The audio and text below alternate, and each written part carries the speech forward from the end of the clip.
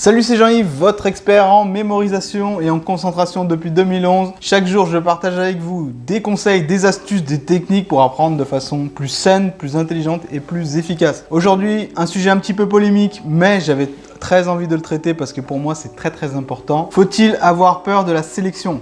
Faut-il avoir peur de tout ce qui est critères de sélection? Est-ce qu'on devrait complètement affranchir ça ou est-ce qu'au contraire, c'est quelque chose qu'il faut faire, qui fait partie du jeu? Réponse après le jingle.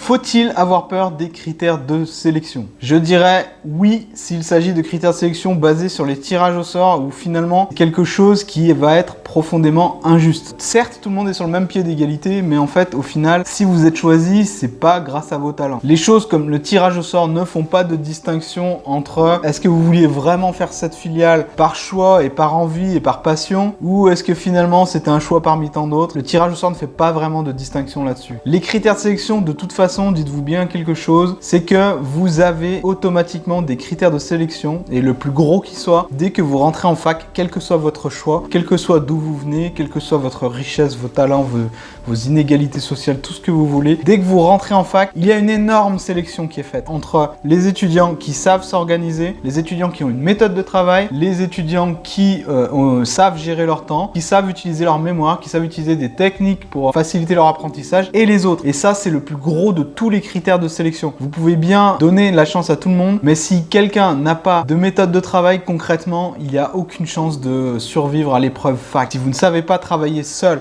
si vous ne savez pas travailler en binôme, créer des groupes de travail et développer des synergies, et si vous n'êtes pas capable de vous concentrer, eh ben bonne chance. Quelle que soit la filière qui vous acceptera ou dans laquelle vous ferez vos études, vous avez déjà des critères de sélection. Et même de toute façon, sans parler d'études, plus tard, vous avez des critères de sélection. Je veux dire, quand vous postulez à un emploi, vous avez des critères de sélection. Est-ce que vous savez bien vous vendre? Est-ce que vous êtes vraiment motivé à faire ce travail? Est-ce que vous avez vraiment toutes les compétences requises, toutes les connaissances? Vous serez forcément à un moment ou à un autre sélectionné sur des critères. C'est pas forcément injuste parce que vous faites la même chose. Vous sélectionnez également sur des critères. Vous sélectionnez vos partenaires amoureux sur des critères. Il y a des choses que vous tolérez et d'autres que vous tolérez un peu moins. Les films que vous allez voir, vous les sélectionnez sur des critères. Les concerts que vous allez voir, vous allez les sélectionner sur des critères. Il y a toujours des critères de sélection. Vous êtes toujours sélectionné. Parfois ça passe et parfois ça ne passe pas. Il faut sortir cette idée de la tête que tout le monde doit avoir zéro critère de sélection, que tout le monde doit avoir exactement les mêmes chances, parce que c'est faux en pratique, c'est faux également en théorie. Les critères de sélection, c'est pas le vrai problème. Le vrai problème, c'est est-ce que vous savez vous organiser? Est-ce que vous saurez tenir la barque? Est-ce que vous saurez survivre à un passage, à un changement de méthode de travail? Est-ce que d'abord, vous avez une méthode de travail? Quelle est votre motivation? Est-ce que vous savez le sens de ce que vous faites? Est-ce que vous vous levez le matin pour subir des cours d'une fac qui vous aura sélectionné sans critères, justement? Ou est-ce qu'il y a un sens à ce que vous faites? Est-ce qu'il y a un projet? La vraie sélection, elle est là. Donc voilà, rien de méchant, rassurez-vous, c'est pas un coup de gueule, mais sachez qu'il y a une énorme marche entre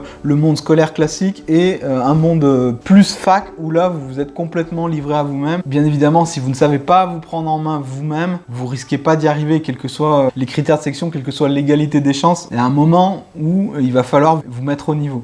C'était le sens de ma petite intervention. Donc voilà, pour maximiser vos chances de réussir, pour maximiser vos qualités de mémoire, votre qualité de rétention d'informations, et pour vous faire gagner du temps aussi, parce que vous en aurez besoin, je vous recommande de télécharger mon guide Une mémoire extraordinaire en 5 étapes que vous pourrez trouver ici. Je vous dis à bientôt pour une prochaine vidéo. Salut!